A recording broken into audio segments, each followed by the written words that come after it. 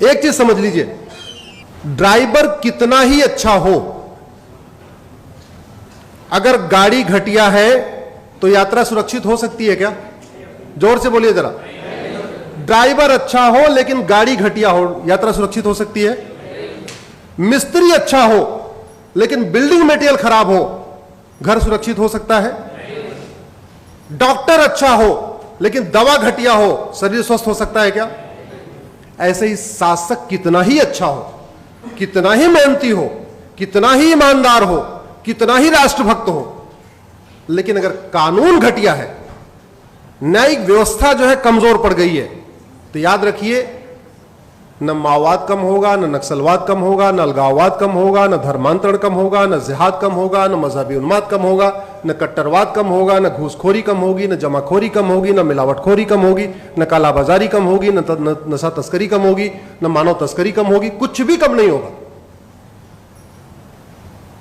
जो समस्या भारत में है वो अगर अमेरिका में नहीं है, तो क्या अमेरिका के राष्ट्रपति हमारे प्रधानमंत्री से ज्यादा काबिल है, ज्यादा मेहनती है, ज्यादा ईमानदार है? नहीं। डिफरेंस क्या है दोनों देशों में? कानून। That's it. केवल और केवल, केवल और केवल। और याद रखिए, अगर आप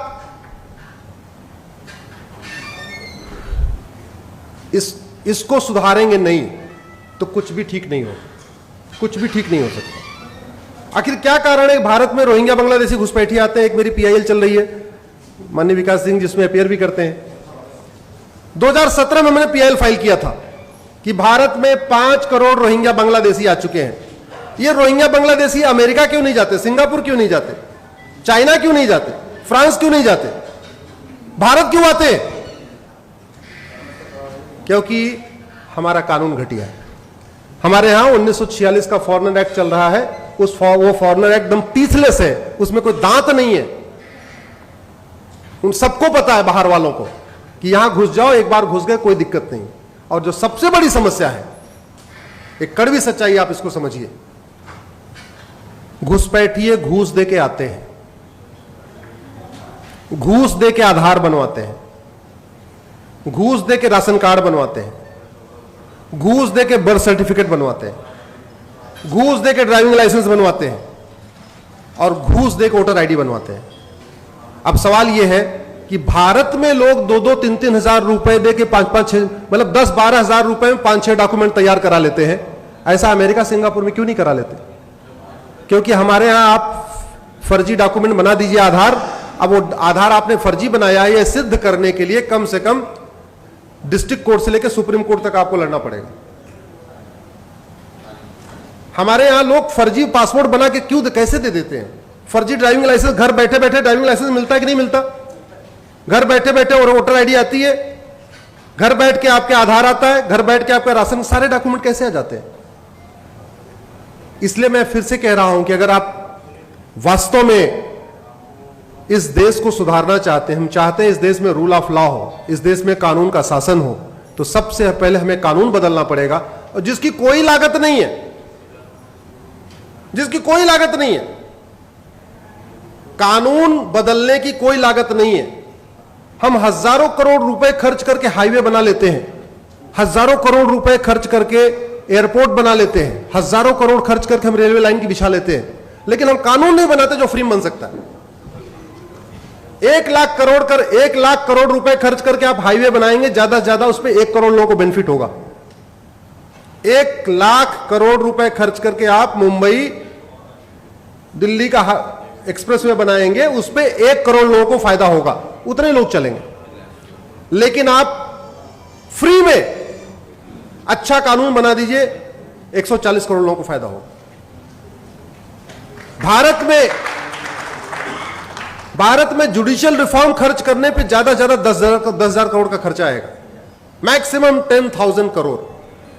इतना तो हमारे देश में चुनाव के बाद लोग मुफ्त में बांट देते हैं। कोई कलर टीवी बांट रहा है, कोई वॉशिंग मशीन बांट रहा है, कोई जो है मंगलसूत्र बांट रहा है, किसी किसी राज्य में अलग अलग, कोई किसी राज्य में लैपटॉप बांटा जा रहा है, किसी राज्य में स्मार्टफोन बांटा जा रहा है, कुछ न कुछ फ्री में बांटा जा रहा है।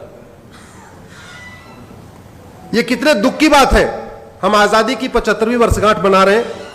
हमारा थाना आज भी अंग्रेजी कानूनों से चलता है, हमारी तहसील आज भी अंग्रेजी कानूनों से चल रहा है, हमारा जिला आज भी अंग्रेजी कानूनों से चल रहा है, हमारा हाई कोर्ट आज भी अंग्रेजी कानूनों से चल रहा है, हमारा सुप्रीम कोर्ट आज भी अंग्रेजी कानूनों से चल रहा है। हम इतने सक्षम नहीं हुए कि हम अपना कानून अपने हिसाब से वर्तमान रिक्वायरमेंट के हिसाब से बना ले।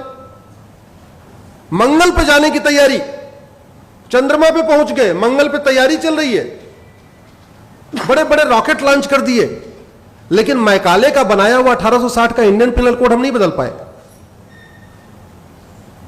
मैं भी अमेरिका का फेडरल पिनल कोड पढ़ रहा था, तो मैं उसमें कंपेयर कर रहा था कि जो घटना उदयपुर में हुई है, अगर यह घटना अमेरिका में हुई होती तो कितनी सजा मिलती।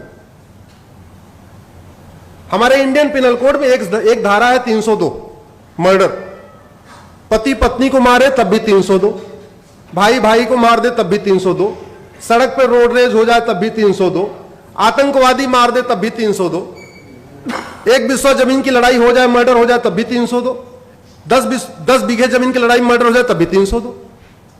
हमारे पूर्वांचल में कहावत है, सब धान 22 पसेरी। जो लोग पूर्वांचल के होंगे जानते होंगे। अमेरिका का मैं फेडरल पिनल कोड पढ़ रहा था, मर्डर की अलग धारा, बुचरिंग की अलग धारा, जेनोसाइड की अलग धारा, हेट क्राइम की अलग धारा, टेररिज्म की अलग धारा।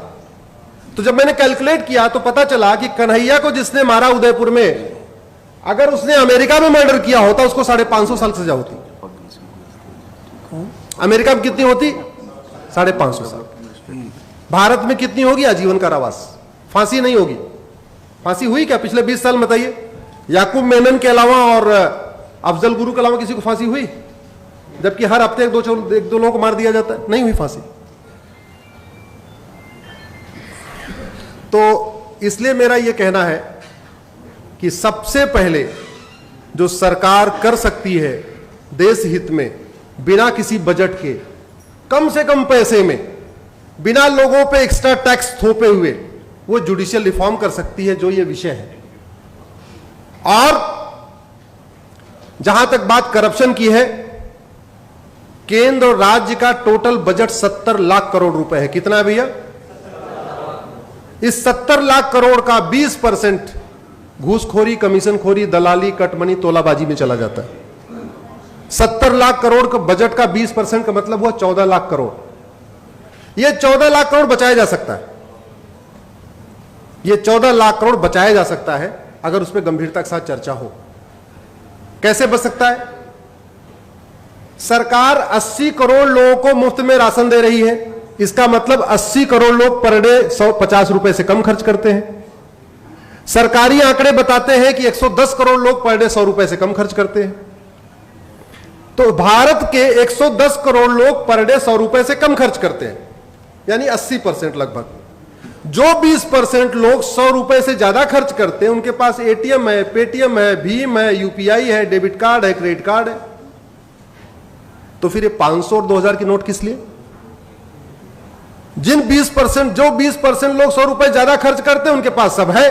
जो खर्च नहीं करते, उनको 2000 नोट की जरूरत नहीं है। अगर हम 100 रुपए से बड़ी नोट बंद कर दें तो 25% भ्रष्टाचार तुरंत खत्म हो जाएगा। तुरंत खत्म हो जाएगा। और भ्रष्टाचार खत्म होने का मतलब 25% भ्रष्टाचार खत्म होने का मतलब 25% घुसपैठ खत्म हो जाएगी, 25% धर्मांतरण खत्म हो जाएगा, 25% अलगाववाद खत्म हो जाएगा, 25% आपका खालिस्तानी अलगाववाद खत्म हो जाएगा। सभी जितनी देश विरोधी गतिविधियां हैं सब 25% कम हो जाएंगी, क्योंकि कोई भी देश विरोधी एंटी नेशनल एक्टिविटी फ्री में नहीं होती, सब बाकायदा पैसे से होती।